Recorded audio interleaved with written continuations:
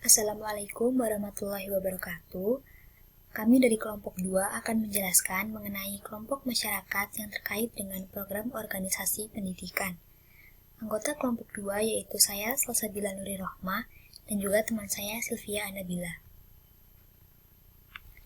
Kami akan menjelaskan mengenai 6 hal, yaitu yang pertama, pengertian kelompok masyarakat, yang kedua, keterkaitan masyarakat dengan lembaga pendidikan, yang ketiga, kelompok masyarakat yang terkait dengan program pendidikan, yang keempat, perkembangan organisasi orang tua siswa di sekolah, yang kelima, masyarakat terorganisasi, dan yang keenam atau yang terakhir, hubungan sekolah dengan orang tua siswa.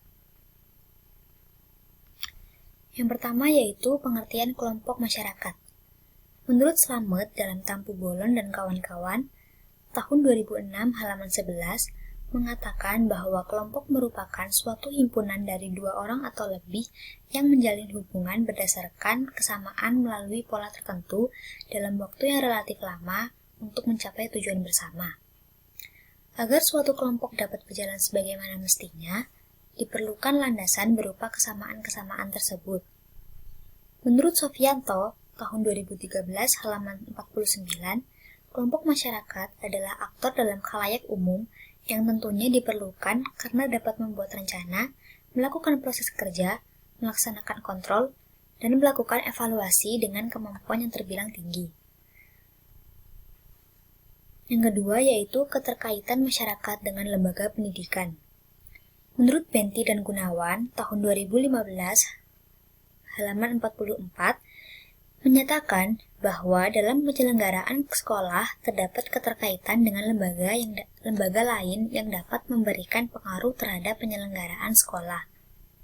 Hal tersebut disebabkan dalam rangka meningkatkan mutu pendidikan, diperlukan hubungan yang baik antara sekolah, masyarakat, keluarga, dan pemerintah.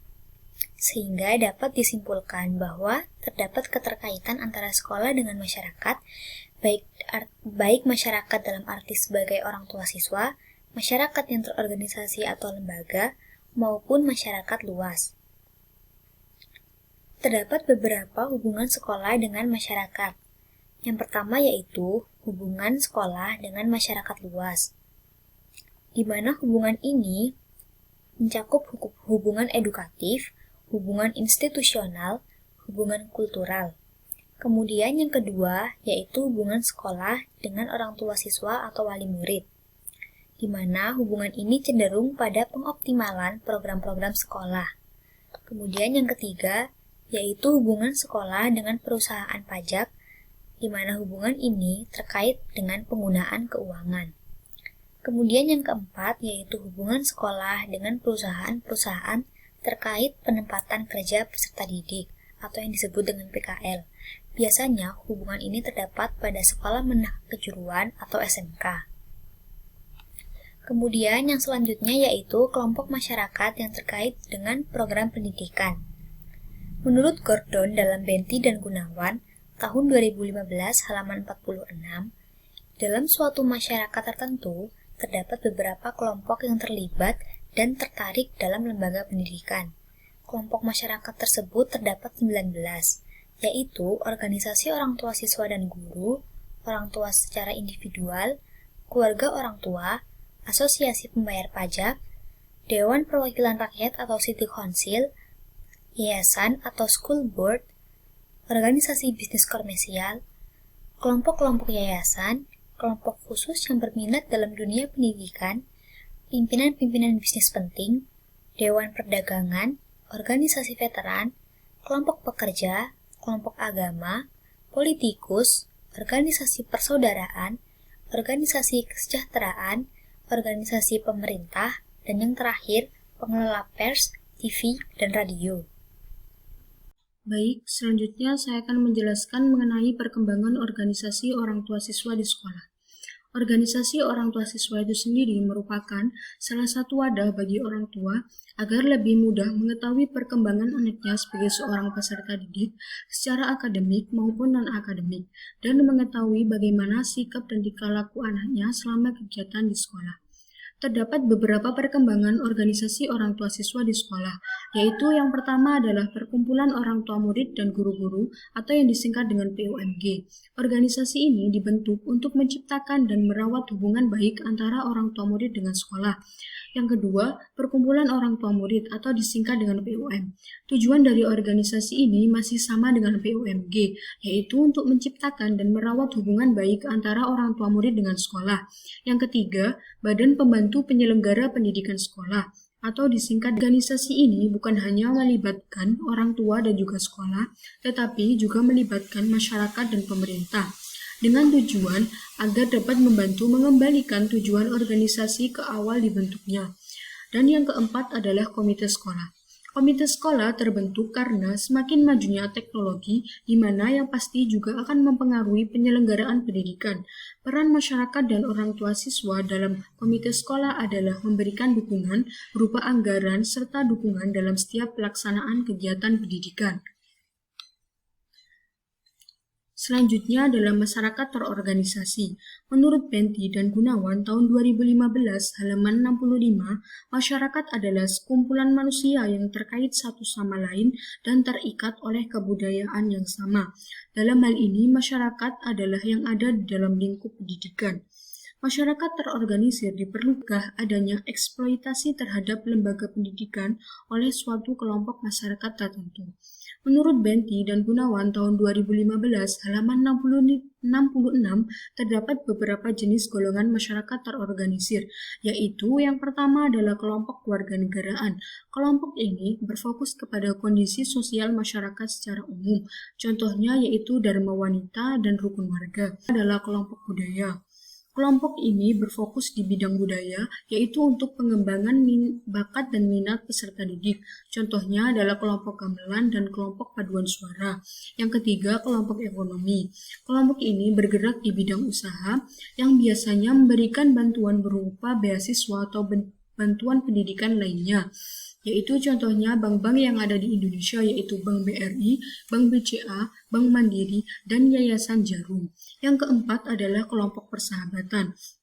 Kelompok ini bertujuan untuk mengharapkan rasa persahabatan dan dapat mengisi waktu luang sehingga dapat menumbuhkan rasa simpati dan rasa bersyukur terhadap peserta didik itu sendiri. Contohnya yaitu Yayasan Panti Asuhan dan organisasi untuk anak terlantar. Kemudian yang kelima adalah kelompok pemerintah. Kelompok ini yaitu bertujuan untuk melayani kepentingan masyarakat sebagai warga negara. Contohnya Dinas Pendidikan yang berkaitan langsung dengan pendidikan dan kemudian Puskesmas yang juga berkaitan langsung dengan pendidikan. Kemudian yang keenam adalah kelompok patriotik. Kelompok ini bergerak dalam upaya untuk pembinaan kewarganegaraan yang menekankan cinta air, bela negara, dan rasa patriotisme yang tinggi. Contohnya yaitu Pemuda Pancasila. Kemudian yang ketujuh adalah kelompok politik. Kelompok ini bergerak di bidang politik. Sekolah hendaknya berhati-hati jika harus berurusan dengan kelompok politik, karena bisa saja sekolah hanya dirugikan dan tidak diuntungkan. Sehingga sekolah harus lebih berhati-hati dalam urusan dengan kelompok politik ini. Kemudian yang kedelapan adalah kelompok ketuhanan. Kelompok ini bergerak di bidang keagamaan dengan tujuan untuk meningkatkan akhlak, moral, etika, dan karakter ke arah yang lebih baik untuk peserta didik. Contohnya yaitu program Pondok Ramadan dan perayaan Hari Natal. Kemudian yang kesembilan adalah kelompok ahli. Kelompok ini bergerak di bidang profesi yang ada di masyarakat, yang bekerja sama dengan sekolah untuk memperbaiki pelayanan yang ada di sekolah. Contohnya adalah guru, dokter, supir, dan sebagainya. Kemudian yang ke-10 adalah kelompok kesejahteraan. Kelompok ini lebih berfokus kepada kesejahteraan, khususnya kesejahteraan masyarakat luas. Kelompok ini bergerak di berbagai bidang yang ada di Indonesia dan umumnya memiliki donatur untuk menjalankan kelancaran organisasinya, yaitu contohnya Palang Merah Indonesia. Kemudian yang terakhir adalah kelompok kepemudaan. Kelompok ini digerakkan oleh pemuda dan dibina oleh satu orang dewasa yang berguna untuk melatih kecakapan pemuda dalam berorganisasi dan menyiapkan karir mereka untuk organisasi yang lebih besar. Contohnya yaitu Karang Taruna. Selanjutnya yaitu hubungan sekolah dan orang tua siswa. Menurut Apriyarti tahun 2020 halaman 165, pihak sekolah harus melakukan kerjasama dengan pihak orang tua agar orang tua tidak sepenuhnya menyerahkan urusan pendidikan anaknya kepada sekolah, karena pada dasarnya waktu anak itu lebih banyak berada di rumah daripada di sekolah, sehingga diperlukan adanya kerjasama dengan orang tua agar kegiatan anak dapat berjalan seimbang antara belajar dan juga bermain. Menurut Zulkifli tahun 2018 halaman 15 sampai dengan 19, hubungan antara sekolah dan orang tua siswa dilakukan dengan beberapa kerjasama, yaitu yang pertama adalah melakukan kunjungan ke rumah siswa. Kunjungan ini bertujuan untuk mengetahui latar belakang kondisi siswa tersebut.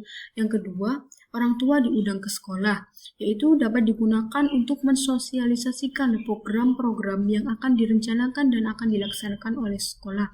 Dapat dilakukan pada saat pertama kali masuk sekolah. Yang ketiga yaitu case conference, yaitu kegiatan rapat yang dilakukan dalam hal bimbingan konseling untuk membicarakan permasalahan yang dihadapi oleh anak tersebut, sehingga dapat memunculkan solusi dan dapat meminimalisir adanya permasalahan tersebut.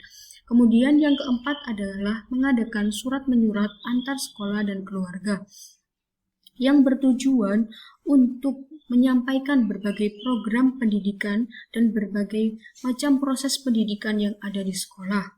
Yang kelima adalah badan pembantu sekolah. Badan pembantu sekolah ini digunakan sebagai penghubung antara orang tua dan sekolah serta masyarakat, sehingga kerjasama akan mudah dilakukan karena orang tua memiliki perwakilan yang secara khusus ditempatkan di sekolah untuk membantu menjalin kerjasama dengan sekolah dengan tujuan perbaikan kualitas pendidikan. Kemudian yang terakhir adalah adanya daftar nilai atau rapot ini digunakan untuk melaporkan prestasi belajar siswa kepada orang tua siswa. Dengan adanya laporan ini, maka orang tua dapat melihat dan mengetahui perkembangan anaknya selama belajar di sekolah. Selain itu juga, laporan ini juga dapat digunakan sebagai pemberian saran kepada orang tua agar lebih memperhatikan belajar anaknya di rumah ketika nilai anaknya tersebut kurang memuaskan. Demikian presentasi dari kelompok 2. Apabila ada salah kata, ucapan dan perbuatan mohon dimaafkan. Sekian, terima kasih. Wassalamualaikum warahmatullahi wabarakatuh.